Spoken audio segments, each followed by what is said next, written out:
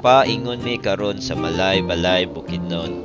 After 3 hours pagbiyahe, naabot mi diri sa Manolo para mamahaw kay gipanggutom na gyud.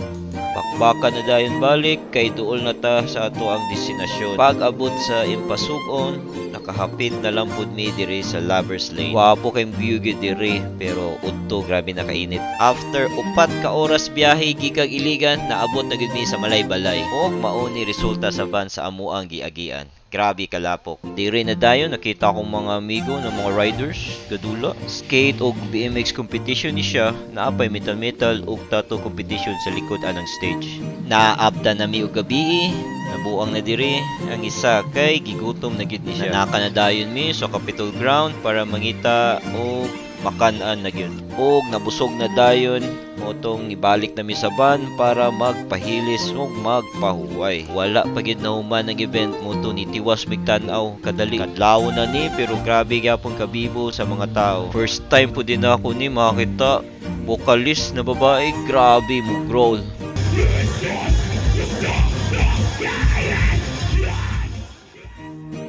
Pag humana dayon adto moto, iuli na mi sa van para matulog.